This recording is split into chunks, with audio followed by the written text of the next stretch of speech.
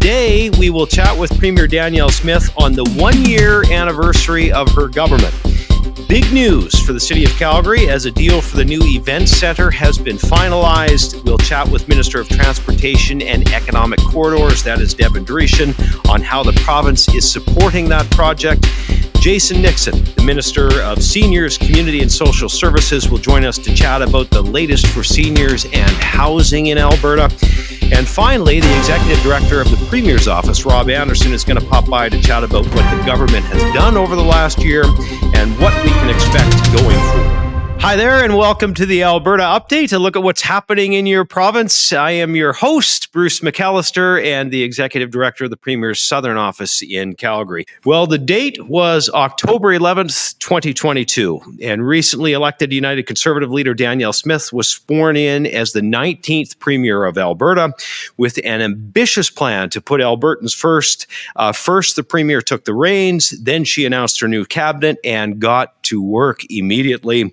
This week was cause for celebration. As I said, it's officially 1 year since taking office. And the Premier, Danielle Smith, joins us to talk about the last year this morning. Good day, Premier. Hi, Bruce. I can't believe it's been a year. My goodness, it's been packed. It feels like 2 years crammed into one. Yeah, it has flown by on one hand, and on the other hand, you've accomplished so much. Let's talk about some of those things.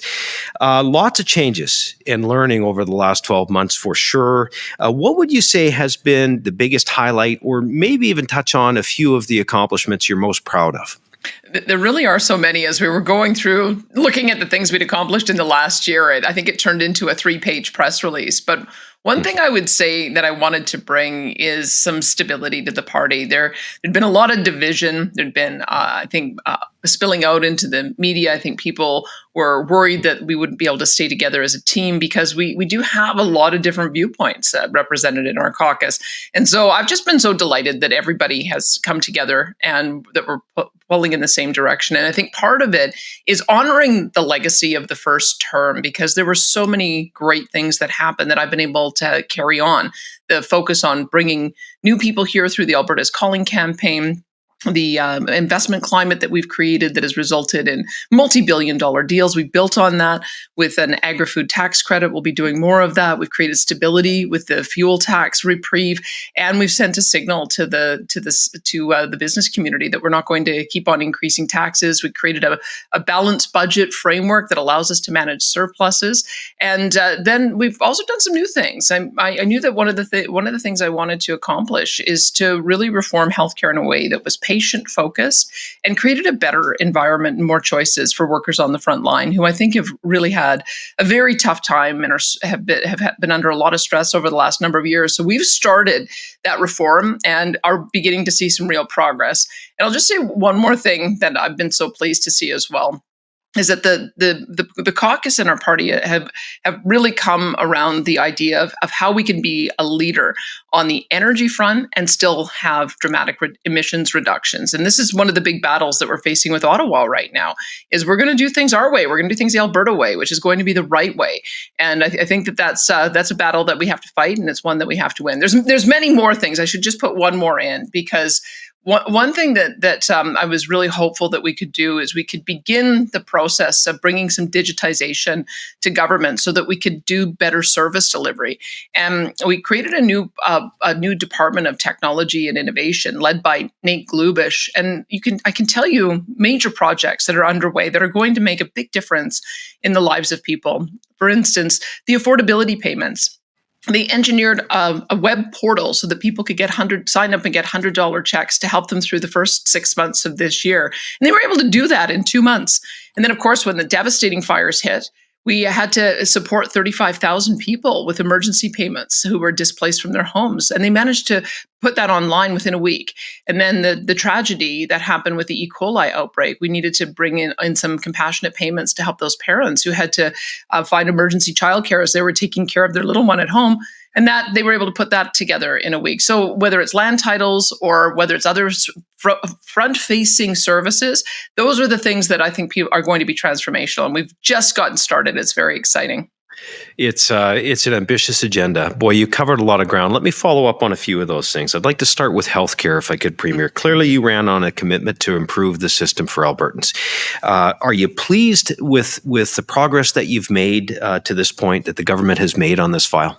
We certainly have managed to identify where the bottlenecks are. We wanted to fix the patient flow so that when an ambulance arrived, they could drop off patients. The patients could be triaged and seen and treated, or admitted for hospital treatment. And we also wanted to start clearing off the backlog. And so we've opened up chartered surgical centers, which are now doing 60,000 of our 300,000 surgeries. We're whittling away at that list. We've seen some improvement in the emergency room wait times, and some improvement by allowing more paramedics to drop and go and get back out onto the street. But I have to tell you, we need to do more work here. And so Adriana LaGrange is just the perfect health minister to be taking this on. I don't want to scoop some of the announcements she's going to be making, but we'll be making some significant announcements in the coming weeks. Look forward to it. Listen, fiscally, you have charted a new path forward. This includes significant investment. It includes debt reduction and a commitment to savings. Are you happy with the road that you have us on and your government has us on financially? Well, I must tell you, one of the I think the biggest successes that we had, and you won't really realize it for another decade, is putting in the fiscal framework that we did with Travis Taves as our finance minister. We've limited year-over-year spending growth on operations, so it has to be below inflation plus population growth. And then we've created a plan for surpluses, where half of them have to be used to pay down debt, and then the other half can be used for debt repayment, putting into savings, or one-time spending that doesn't increase operations. And when you look at what happened last year, we put $13 billion down on the debt, which saved hundreds of millions of dollars in interest charges that now can be put towards meaningful projects that Albertans care about. We also added $2 billion to the Heritage Savings Trust Fund. And we're keeping the investment income of that fund so it can continue to grow. And then we'll also be in a position to start making some one-time spending announcements on shovel-ready projects that are going to have, I think, a significant impact in communities. What I'm hoping to do, and I've already conveyed this to the municipalities, is that we want to work on addressing how we're going to build more attainable housing for people. Everybody in this province should have the dream of home ownership. Should be within reach. And one of the biggest barriers is getting enough homes built. So we want to be supportive of municipalities that as they start building out and developing projects to build new suburbs, we want to be there to support them with schools and hospitals and the transportation infrastructure to be able to support that. So I think that we've created a structure that allows for all of that, allows us to manage growth pressures, but still have a pathway to pay down debt, ultimately pay it off. I can see a plan for us to be debt-free one day, as well as shore up our Heritage Savings Trust Fund. It would be just a miracle if it was $100 billion one day, generating enough income to replace our reliance on resource revenue. And I think we're on that track now. Listen, with a new mandate from Albertans, what would you say your main focus will be? And I guess you've touched on it some in a couple of your answers, but going forward, what can Albertans look forward to? I think we're in the middle of a major transformation of our economy, and our oil and natural gas sector is going to be at the helm of it. I think that there has been this attitude from Ottawa that they want to phase out the oil and natural gas industry. And we've been saying, no way, we're going to phase out emissions. We're not phasing out this industry. In fact, this industry is going to be developing carbon capture utilization and storage technology. We'll be doing LNG export to reduce emissions globally. We'll be looking at ways that we can use CO2 for different projects, like Heidelberg's net zero cement plant, where they're embedding the CO2 into cement to make stronger concrete. We're going to as well develop a hydrogen economy. We've already received recognition for geothermal development. One of our companies received recognition in Germany. We've got a critical minerals development strategy so that we can develop all the critical minerals that are needed for the new economy as well, and so much more. And so I feel so excited about what we're on the cusp of, but we have to make sure that the federal government stays in its lane. The federal government has been putting forward policies that are clearly outside their constitutional authority, and we're prepared to fight back. We'll find out tomorrow when the decision comes down on Bill C-69, which has been known as the No More Pipelines Bill. But that act gave the federal government the authority to approve projects even within Alberta that should have and previously had been solely under our purview. So I'll be hoping that we get a victory of sorts tomorrow so that we can begin to really push back against Ottawa, because I believe the Constitution matters. And when they say that we have the right to develop our resources, the right to develop our electricity, they did that mindfully and for good reason, because it's provincial levels of government that know best about how to manage the resources and also make sure that they're balancing the economy and increasingly ensuring that First Nations are part of that economic reconciliation. I should have mentioned that too, like the Alberta Indigenous Opportunities Corporation, which was pioneered in the previous administration. We've carried on and we've doubled. It's been such a success. So much so that Enbridge just recently wrote a pen to column saying that the federal government should do the same thing. I personally think all the provinces should do the same thing. And that to me is part of the reason why provinces are so strong, is that because we can each do and incubate and develop different ideas and the ones that work are ones that can be shared across the entire country. So we've got to make sure that provinces stay strong. All right, Premier, one more question. Look, it's been a busy year. So I would ask you personally, how are you doing? I mean, I see your schedule on a daily basis. It is a load, but nobody seems to handle it better. How have you been over the last year? Well, we lost our puppy. We had a Chesapeake Bay Retriever who was 11 years old, who was such a great friend to us. We still have our 16-year-old Labradoodle. Like, he just keeps on ticking, and he's such great company. But when I talked to Rick Bell, I told him, notwithstanding how bold I am in policy and politics, I'm actually pretty boring in my personal life. But the thing I love to do is just hang out with my husband or some of our dear friends, either having dinner or going to the local pub to have some wings and some beer and walking the dogs on the weekend. That's the way I unwind. And fortunately, I've started running again too. So I had a little bit of a reprieve from that, but that also helps clear the mind. I've got a treadmill, so pop on the headphones, watch some Netflix, and manage to get a few miles in most days of the week. Yeah, listen, your physical health is important when you go as hard as you do. We appreciate you making some time for us today. Keep up the good work. Thank you, Premier. Thanks, Bruce. All right, there's Premier Danielle Smith joining us today. Again, a year of her government, and we're going to touch more on this as we continue with the Alberta update. But first, some other news. The Premier cut the ribbon on a new pipeline here in Alberta recently. Keyera's 575-kilometer-long KAPS pipeline will transport natural gas liquids to their facilities in Alberta's industrial heartland near Fort Saskatchewan. Here is a look at that announcement. I think this is really a great day for the whole province. Here in Alberta, we have a vision for the future, and it's a future in which Albertans, Canadians, and the world are able to bring their ingenuity and their problem solving to market, to help build a strong economy and to help create jobs and to help bring energy security to the world. And today we get to celebrate a truly fantastic milestone in our energy industry. Congratulations to Keyera and all the hardworking folks who built this system and the Indigenous communities involved in KAPS agreements. The KAPS system means more good jobs in Alberta's industrial heartland and more dependable revenues for Indigenous partners. It's a fantastic example of how the province's energy sector works, with leading-edge technology, broad partnerships, opportunities for everyone, and real progress on economic reconciliation. So thanks to Keyera and everyone else who's joined in making KAPS system a reality, and thanks to your work, the future that we all want is just a little bit closer today. Thanks again. Some very exciting news for Calgary Flames fans as the deal for a new Flames arena is officially moving forward. Now, this is, of course, good news for the fans of the Flames, but it is about much more than that. This project will help support and revitalize downtown Calgary. Alberta's government will be investing up to $330 million. Here's a clip from Calgary City Councillor Sonia Sharp on some of the impact this will have on the city's downtown. This is an important investment in our local economy, our downtown recovery, and our future. It will create over 4,700 full-time jobs during the construction phase, with an additional 1,500 permanent jobs when the project is complete.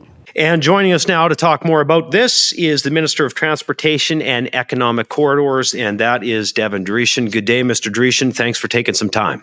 Thank you, Bruce, for having me on. I really appreciate it. Yeah, Minister, this is being received very well, of course. Many saying it's long overdue, but $330 million is a lot of money. What exactly is the province putting the funding toward? So it's a major transportation project with this $330 million. A lot of it goes in the 6th Street underpass. So there's a rail bridge that will be over top in downtown Calgary. That's over $100 million of that $330 million. There's also a $30 million new public community rink that'll be attached to the new home of the Calgary Flames. And also the demolition of the Saddle Dome. And that'll be a tough day for not just Calgarians, but all of Albertans. Obviously, having the Olympics hosted there. It's been the home of the Flames since the 80s. So it'll be a tough day for Albertans, but a major transportation project and a huge deal with the city of Calgary and the Flames to really revitalize this part of Calgary. Well, listen, we shouldn't delve into hockey, but maybe we should. The Flames with a good start to their season. The Oilers not so much. For those of us that cheer for the Flames, it was good news. Although this caucus and cabinet is mostly Oiler fans, so maybe we should move on from it.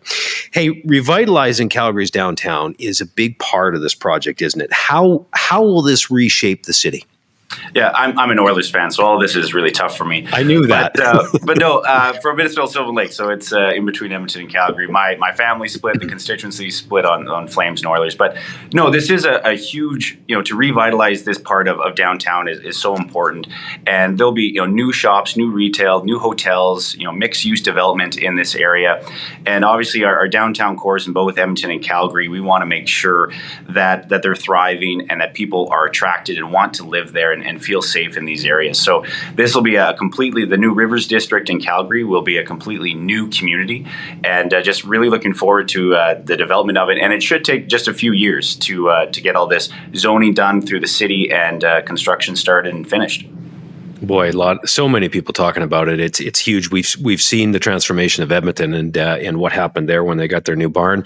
Listen, housing is a topic on many people's minds, and we're seeing a big crunch in Alberta. It's a catch-22 problem, isn't it? So many people moving here, but we have to find a place to house them. Will this project include, Minister, more apartments, more condos, more housing for Albertans? Yeah, 8,000 new residents will be able to call this area of downtown home when construction is done. And you're absolutely right. With net migration, even from other provinces, of people moving from other provinces to Alberta because of our clean land, our clean air and water, and just the fact that we have low taxes and just a huge destination for so many Canadians and people around the world to raise a family and run a business here in the province. It's a great problem to have to be able to make sure that we have enough housing for people wanting to move into our province. But there'll be a lot of residents that'll be moving into this area with this new development. So pretty exciting day for Calgarians. You bet it is. Minister, thanks for taking some time to talk to us. Take care. Thank you, Bruce. Take care. Minister of Transportation and Economic Corridors, Devin Dreeshen, joining us on the program. Well, the potential for an Alberta Pension Plan continues to be a big conversation in Alberta. A report commissioned by the government suggests that there could be great benefits for Albertans if we were to pull out of the Canadian Pension Plan and start our own Alberta Pension Plan.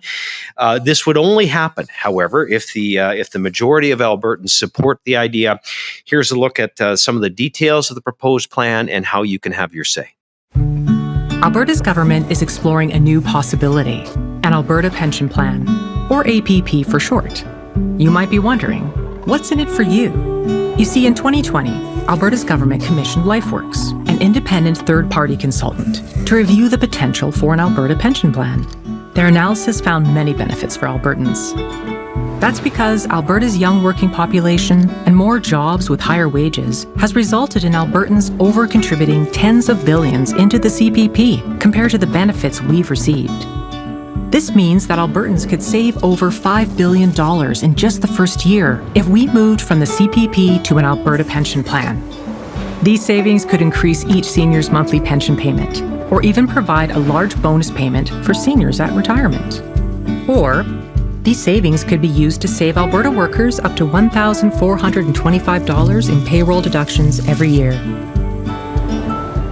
And if you're a business owner, small, medium, or large, an APP could reduce the premiums you pay each year by up to $1,425 per employee. Along with more money in your pocket, an APP would be more stable than the current CPP An asset transfer of over $300 billion from the CPP to an APP would mean a more secure pension for Albertans. And agreements would be developed to allow Albertans to move throughout Canada without impacting their pension benefits. To be clear, there will be no move to an Alberta Pension Plan unless Albertans approve it in a referendum. It's your pension, your choice. So learn more and have your say at albertapensionplan.ca. The Minister for Seniors, Community and Social Services made a big announcement this week. Minister Nixon announcing some significant funding for seniors, and he joins us now to chat more about it, along with some other things. Minister, good to see you as always. Thanks for taking the time.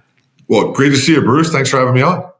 Let's start with the announcement this week. Tell us about the impact and what your government has planned.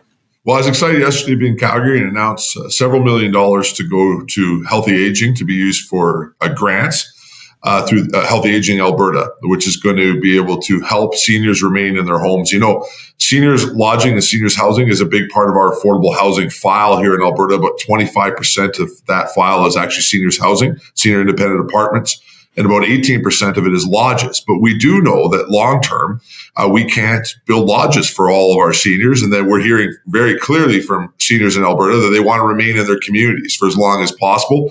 And that's something that we certainly want for our communities because it makes our communities more healthy. So with these grants are going to go towards simple things like helping with snow removal, helping seniors who have lost licenses be able to get groceries in their communities. And that type of components that, you know, we take for granted until we're at that point where we can't accomplish that. But what this will do is keep seniors in their own homes, in the communities that they built for as long as possible, which is a big commitment of our government and going to be a major focus for us over the next several years. Terrific. Minister, while you're with us, let's chat a little bit about the housing situation. You no doubt heard me discuss it with Minister Dreeshen. We have a shortage, of course, partly because so many people are moving here and make Alberta their home. What is your government, what is your ministry doing to address it? Well, look, housing is one of the highest priorities for the government. It's one of the biggest challenges that we face across the country. It's been driven by bad federal policies primarily and have created inflation and other challenges. But we're up to the task. And so, first off, we're investing $9 billion over between now and 2031 between us and our partners to create another 25,000 units of affordable housing across the province. We're also bringing in measures and looking at ways to use land different, removing red tape, working with Indigenous communities, working with trades, attracting different trades to move to Alberta, and many, many other components like that to be able to make sure that we can drive a market-based solution that ultimately makes sure that we can have houses for everybody for generations to come. And as I've heard the Premier say multiple times, Alberta will not give up on the dream of home ownership. So we're going to focus on creating the affordable housing side of the file, but also, Bruce, making sure that we are doing what we can to make sure that all Albertans and my kids and your kids and my grandkids and your grandkids can afford to buy a house in Alberta. Listen, this is one of those areas that requires commitment from all three levels of government. You just mentioned it. Ottawa's contribution. What has it been to the solution? Excuse me, Minister. Maybe comment on that and any message you would have for municipal governments as we work together to try and work on this crisis, really. Well, Ottawa has completely failed on this, particularly when it comes to Alberta. They've invested almost no money here. CMHC, so the mortgage insurance money that is usually used for these type of issues, they've been spending it in Ontario to buy votes on the backs of Albertans. That doesn't probably surprise any of your viewers, Bruce.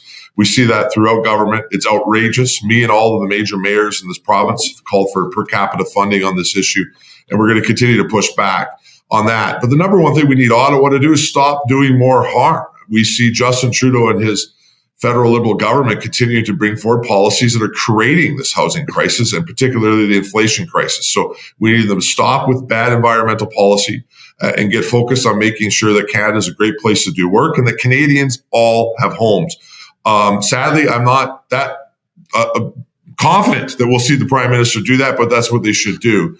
On the municipal side, we need our municipal partners to work closely with us to be able to make sure that we can build all the homes that we're trying to build. It's not enough just to bring money to the table.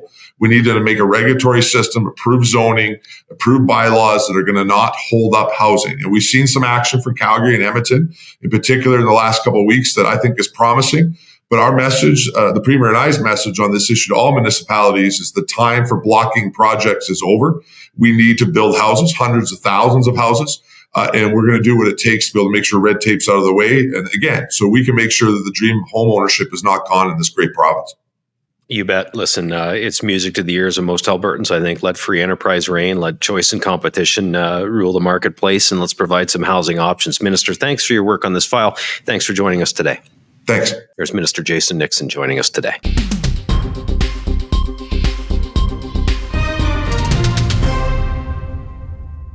Well, we spoke to the Premier about this just a minute ago. The one-year anniversary of her government is this week.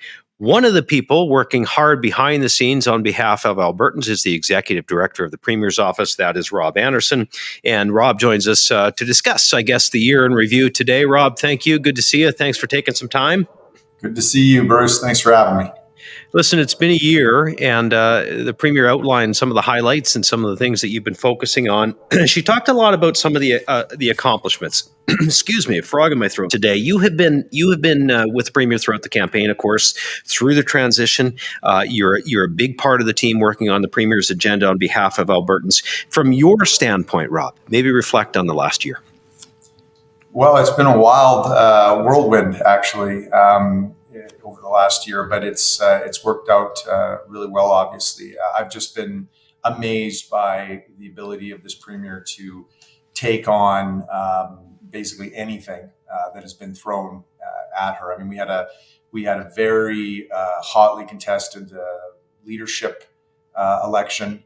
And with phenomenal candidates across the board. It was very hotly contested, and she was able to first bring the caucus and that leadership team together in her cabinet and in her caucus in a very productive way, where there was just an amazing amount of team building that went on, and that I think was critical to getting so much policy work done. For sure. Listen, you said it, but I just want to follow up on it. It has been a whirlwind, but the Premier and her caucus and her cabinet have an ambitious plan, the mandate from Albertans. Maybe comment more on the financial turnaround, Rob, where we are today and where we were just a few years ago. Oh, I mean, if you remember, we were looking down the barrel of $100 billion of debt, tens and tens of billions of dollars of deficit each year. It was a mess. And a lot of praise should be given to former Finance Minister Travis Taves and, of course, Premier Smith for bringing in the fiscal framework, making sure that the work was done on that to ensure that going forward, we're paying down that debt. We've paid down $13 billion last year. There'll likely be more paid down this year coming up, hopefully.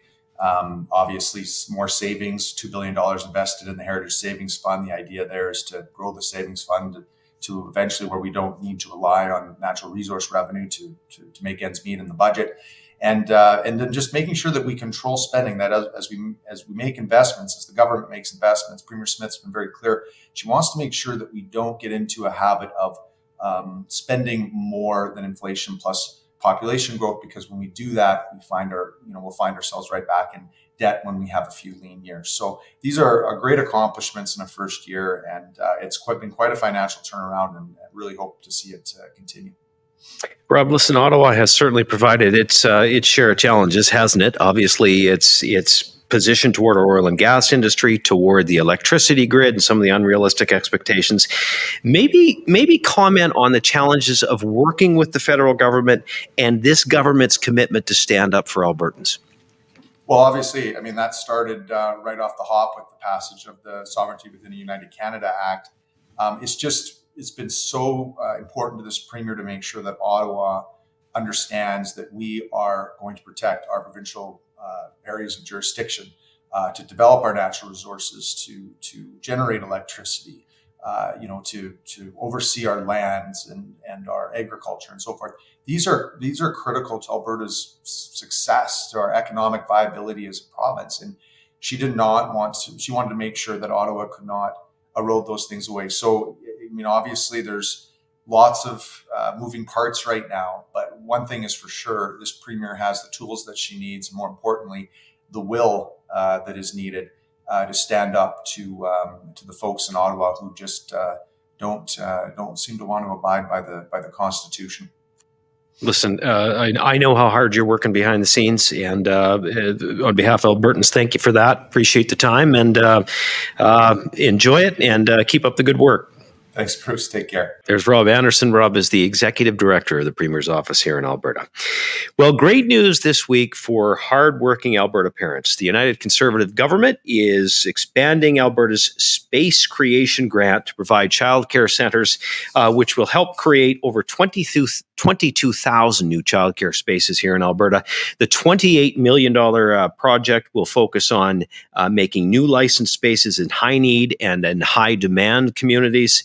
Children and Family Services Minister Cyril Turton says including private operators ensures that Alberta parents have choices when it comes to selecting the childcare option that works best for their family.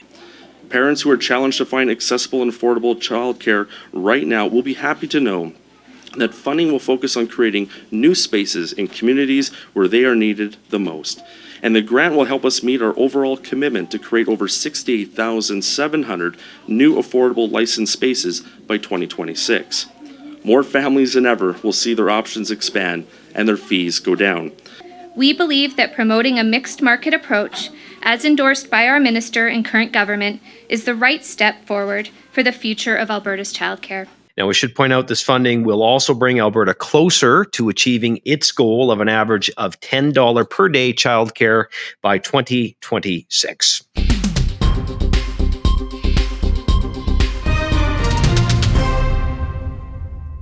And that does it for the Alberta Update this week. A look at what's happening with your government and some interviews with, obviously, the government that you have elected. And we hear about the work they're doing behind the scenes on your behalf. We plan to do these updates weekly when the legislature is sitting, every other week when it is not. You can always view this update on your Alberta YouTube page or the Premier's at AB Danielle Smith. And make sure to subscribe to the Alberta Update on YouTube as well. Just go to youtube.com, open the app, and search your Alberta or AB Danielle Smith, then hit the subscribe button. It is just that easy. Thank you for sharing some time with us today, and we hope to see you again next time.